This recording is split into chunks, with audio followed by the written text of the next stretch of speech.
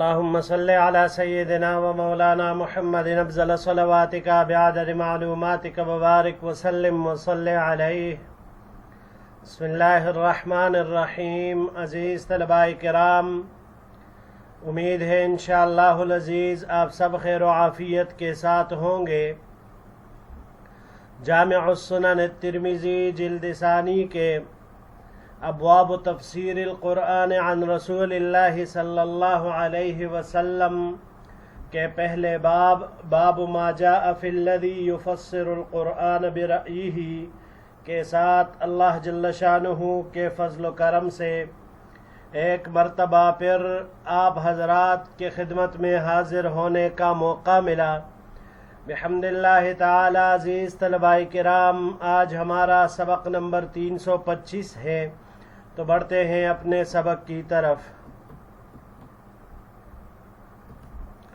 باب ما جاء فی الذی یفسر القرآن برأیہ، یہ اس شخص کے حکم کے بیان میں ہے جو تفسیر اپنے رائے سے کرتا ہے، خود سے کرتا ہے.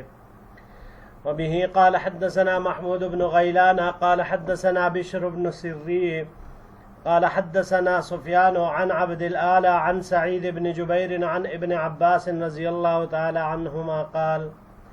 ہمیں روایت کی محمود بن غیلان نے، انہوں نے روایت کی بشر بن سری سے، انہوں نے سفیان سے، انہوں نے عبد الأعلى سے، انہوں نے روایت کی سعید بن جبیر سے، انہوں نے حضرت عبداللہ ابن عباس رضی اللہ تعالی عنہما سے، انہوں نے فرمایا قال رسول اللہ صلی اللہ علیہ وسلم من قال فی القرآن بغیر علم فلیتبوأ مقعدہ من النار. جس نے قرآن کریم میں بغیر علم کے گفتگو کی، اسے چاہیے کہ اپنا ٹھکانہ جہنم میں بنا لے. ھذا حدیث حسن صحیح، یہ حدیث حسن صحیح ہے. وبه قال حدثنا سفیان بن وکیع قال حدثنا سوید بن عمرو الکلبی قال حدثنا ابو عوانة عن عبد الأعلى عن سعید بن جبیر عن ابن عباس عن النبی صلی اللہ علیہ وسلم قال. ہمیں روایت کی سفیان بن وکیع نے، انہوں نے سوید بن عمرو الکلبی سے، انہوں نے ابو عوانہ سے، انہوں نے عبد الأعلى سے، انہوں نے سعید بن جبیر سے، انہوں نے عبداللہ ابن عباس سے، انہوں نے نبی کریم صلی اللہ علیہ وسلم سے کہ آپ علیہ السلام نے ارشاد فرمایا اتقوا الحدیث عنی الا ما علمتم فمن کذب علی متعمدا فلیتبوأ مقعدہ من النار. حضور نبی کریم صلی اللہ علیہ وسلم نے ارشاد فرمایا میری طرف سے باتیں بیان کرنے سے بچو مگر وہ جسے تم جانتے ہو، بیان کر سکتے ہو، یعنی جس کے بارے میں یقینی علم ہے تو اسے بیان کر سکتے ہو. پس جو شخص مجھ پر بالقصد یعنی قصدن ارادتاً جھوٹ باندھے تو اس کو چاہیے کہ اپنا ٹھکانہ جہنم میں بنا لے. ومن قال فی القرآن برأیہ فلیتبوأ مقعدہ من النار، اور جو شخص اپنی رائے سے قرآن کریم میں گفتگو کرے اسے چاہیے کہ اپنا ٹھکانہ دوزخ میں بنا لے. وبه قال حدثنا عبد بن حمید قال حدثني حباب بن ہلال قال حدثنا سہیل بن عبد اللہ وهو ابن ابی حزم اخو حزم القطعی قال حدثنا ابو عمران الجونی عن جندب بن عبد اللہ رضی اللہ تعالی عنہ قال. ہمیں روایت کی عبد بن حمید نے، انہوں نے روایت کی حبان بن ہلال سے، انہوں نے روایت کی سہیل بن عبداللہ سے، اور یہ ابن ابی خزم ہے یعنی ابو خزم کے بیٹے ہیں اور حزم القطعی کے بھائی ہیں. انہوں نے روایت کی ابو عمران الجونی سے، اور انہوں نے جندب ابن عبداللہ رضی اللہ تعالی عنہ سے، انہوں نے فرمایا قال رسول اللہ صلی اللہ علیہ وسلم من قال فی القرآن برأیہ فاصاب فقد اخطأ.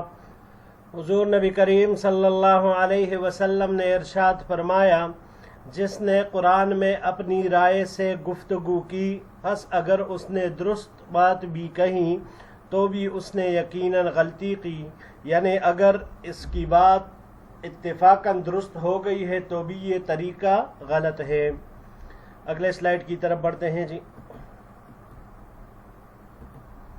هذا حدیث غریب، یہ حدیث غریب ہے. وقد تکلم بعض اہل الحدیث فی سہیل بن ابی حزم وهكذا روی عن بعض اہل العلم من اصحاب النبی صلی اللہ علیہ وسلم وغیرہم انہم شددوا فی هذا فی ان یفسر القرآن بغیر علم. اور بعض محدثین حضرات نے کلام کیا ہے سہیل ابن ابو حزم میں. اسی طرح یہ روایت کی ہے بعض اہل علم سے، انہوں نے صحابہ کرام رضوان اللہ علیہم اجمعین اور دیگر حضرات کے بارے میں کہ وہ لوگ اس معاملے میں سختی سے کام لیتے تھے، تشدید کرتے تھے کہ کوئی شخص بغیر علم کے قرآن کریم کی تفسیر کرے، اس کو بیان کرے. وَأَمَّا الَّذِي رُوِيَ عَنْ مُجَاهِدٍ وَقَتَادَةَ وَغَيْرِهِمَا مِنْ أَهْلِ الْعِلْمِ، اور ہرچہ وہ جو ہمیں روایت ہے مجاہد سے، قتادہ سے اور ان کے علاوہ دوسرے اہل علم حضرات سے، انہم فسروا القرآن فلیس الظن بہم انہم قالوا فی القرآن او فسروه بغیر علم او من قبل انفسہم، کہ انہوں نے قرآن کریم کی جو تفسیر کی ہے تو اس کے بارے میں ان کے بارے میں یہ گمان نہیں ہے کہ انہوں نے اپنے بارے میں اپنے آپ سے قرآن کے بارے میں یہ کہا ہو اور بغیر علم کے قرآن کی تفسیر کی ہو یا خود سے یہ باتیں کی ہوں. وقد روی عنہم ما يدل على ما قلنا انہم لم يقولوا من قبل انفسهم بغیر علم، اور ان سے جو بھی روایت کیا گیا ہے یہ اس کے اوپر دلالت کرتا ہے جو ہم نے کہا کہ ان لوگوں نے اپنے آپ سے خود سے بغیر علم کے کچھ بھی نہیں کہا.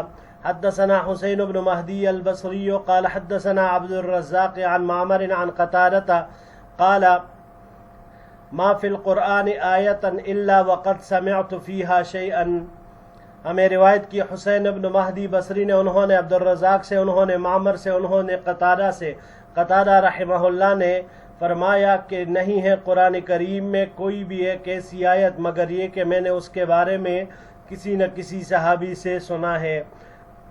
وبه قال حدثنا ابن ابی عمر قال حدثنا سفیان بن عیینۃ عن الاعمش قال قال مجاہد. ہمیں روایت کی ابن ابو عمر نے، انہوں نے سفیان بن عیینہ سے، انہوں نے اعمش نے کہا کہ مجاہد رحمہ اللہ نے فرمایا لو كنت قرأت قراءة ابن مسعود لم احتج ان اسأل ابن عباس عن كثير من القرآن مما سألته.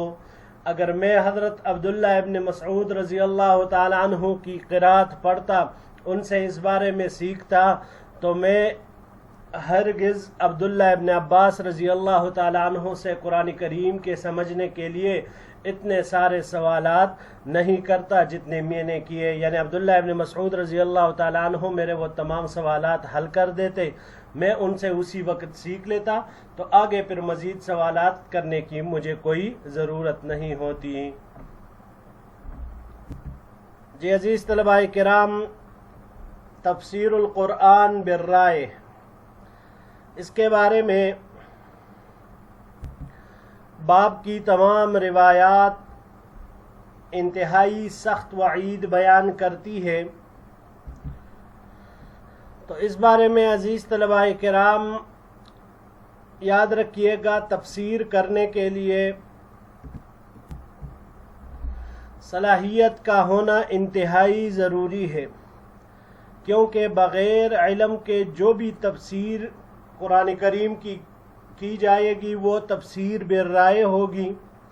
اور تفسیر بالرائے کے بارے میں ہم نے یہاں پر پڑھا فَلْيَتَبَوَّأْ مَقْعَدَهُ مِنَ النَّارِ، کہ اسے چاہیے کہ اپنا ٹھکانہ جہنم میں بنا لے. 15 علوم عزیز طلباء کرام ایسے ہیں جو تفسیر کے لیے علماء کرام نے ضروری قرار دیے ہیں. وہ 15 علوم کون کون سے ہیں؟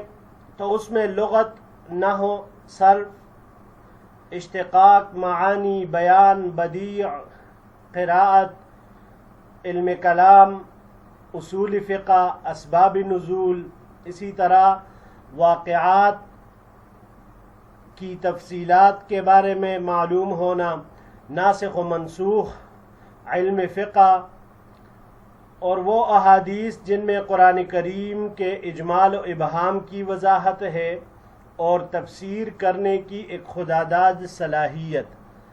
ان 15 علوم کو عزیز طلباء کرام اگر ہم مزید مختصر کرنا چاہیں، ان کو اگر سمیٹنا چاہیں تو 5 علوم اس سے تشکیل پاتے ہیں۔ پہلے نمبر پر اس انسان کے اندر، اس مفسر کے اندر عربیت کی بھرپور صلاحیت ہونی چاہیے کہ جو لغت، نحو، صرف، اشتقاق، معانی، بیان اور بدیع پر عبور رکھتا ہو۔ دوسرے نمبر پر اس کو احادیث کا علم بھی ہو، تو احادیث کے علم میں اسباب نزول، واقعات کی تفصیل، ناسخ و منسوخ کا بیان آ جاتا ہے۔ تیسرے نمبر پر علم کلام ہے، کیونکہ جو انسان اسلامی عقائد سے واقف نہیں وہ کیا تفسیر کرے گا۔ چوتھے نمبر پر علم فقہ، اس کے بغیر مفسر کہیں پر بھی مضبوطی کے ساتھ قدم نہیں جما سکے گا بلکہ ٹوکرے ہی کھائے گا۔ اور 5ویں نمبر پر تفسیر کرنے کی خداداد صلاحیت۔ تو عزیز طلباء کرام، ان علوم کے بغیر تفسیر قرآن کریم پر اقدام کرنا، کوشش کرنا، یہ اپنے آپ کو خطرے میں ڈالنے، اپنے آپ کو ہلاکت میں ڈالنے کے مترادف ہے۔ اب حدیث میں ان تمام روایات میں حضور نبی کریم صلی اللہ علیہ وسلم نے اس کے بارے میں ارشاد فرمایا کہ جو قرآن کریم میں بغیر علم کے ایسے باتیں کرتا ہے، گفتگو کرتا ہے، لوگوں کو بتاتا ہے، تو فَلْيَتَبَوَّأْ مَقْعَدَهُ مِنَ النَّارِ ارشاد ہوا۔ دوسری روایت میں آپ علیہ السلام نے فرمایا اتقوا الحدیث عنی الا ما علمتم، کہ مجھ سے جو یقینی روایت تمہیں معلوم ہو وہی بیان کرو، ورنہ کسی کی سنی سنائی جس پر یقین نہ ہو، اعتماد نہ کیا جا سکتا ہو، اس کو ہرگز بیان نہ کرو۔ تو آپ علیہ السلام نے اس میں آگے فرمایا من کذب علی متعمدا فلیتبوأ مقعدہ من النار، کہ غلط حدیثیں مجھ کو منسوب کر کے نہ بیان کرو، کیونکہ جو ایسے جرم کا ارتکاب کرے گا ٹھکانہ اس کا جہنم ہے۔ اور تفسیر بالرائے ومن قال فی القرآن برأیہ، تو اس کے بارے میں یہی ہے کہ وہ بھی فلیتبوأ مقعدہ من النار، اس کو بھی چاہیے کہ اپنا ٹھکانہ جہنم میں بنا لے۔ تیسری روایت میں حضور نبی کریم صلی اللہ علیہ وسلم نے ایک اور یہی مضمون ایک اور طریقے سے ارشاد فرمایا من قال فی القرآن برأیہ فاصاب فقد اخطأ، جس نے اپنے علم کے اعتبار سے خود پر بھروسہ کرتے ہوئے کوئی مسئلہ بتایا، کسی قرآنی آیات کے تحت گفتگو کی اور اتفاق سے اس کا وہ مسئلہ جس نے کسی کے سامنے اس کو پیش کیا وہ اگرچہ قرآن کے موافق ہوا، وہ بالکل درست بھی ہوا، فقد اخطأ، پھر بھی اس نے خطا کی، اس نے غلطی کی۔ وجہ اس کی یہ ہے عزیز طلباء کرام کہ اس کا یہ مسئلہ ٹھیک ہونا، درست ہونا، یہ اتفاقاً ہوا ہے۔ تو مطلب اگر اتفاق نہ ہوتا تو یہ غلط ہی ہوتا۔ اب یہ ضروری نہیں کہ ہر دفعہ اتفاق ہی ہو اور اس کی ہر بات درست ہی ہو۔ اور جس انسان کو اس طرح کرنے کی ایک دفعہ عادت لگ جائے، لت لگ جائے، تو بس پھر اس کا طریقہ ہی یہی ہو جاتا ہے اور پھر وہ ہمیشہ کے لیے خائب و خاسر بن جاتا ہے۔ آگے پھر عزیز طلباء کرام اس اگلی سلائیڈ میں ذکر فرمایا کہ دیکھیے تفسیر قرآن میں عقل کا استعمال یہ ممنوع ہے۔ قرآن کریم اس چیز سے انسان کے عقل سے پرے ہیں، یہ اللہ جل شانہ کا کلام ہے، انسانی عقل اس کا کما حق ادراک نہیں کر سکتا۔ عزیز طلباء کرام، آج تک ہم لے لیں قرآن کریم کی لاکھوں تفاسیر موجود ہیں، مزید کی گنجائش اب بھی موجود ہے، تو یہ کیوں؟ یہ قرآن کریم کا اعجاز ہے۔ اور اس معاملے میں صحابہ کرام رضوان اللہ علیہم اجمعین اور تابعین حضرات یہ انتہائی تشدید سے کام لیتے تھے۔ انہم شددوا فی فی ان یفسر القرآن بغیر علم کہ کوئی قرآن کریم کی تفسیر بغیر علم کے کرے، وہ اس میں بہت تشدید سے کام لیتے تھے۔ پھر یہاں پر امام ترمذی رحمہ اللہ نے گویا کہ یہ ایک سوال کا جواب دیا ہے۔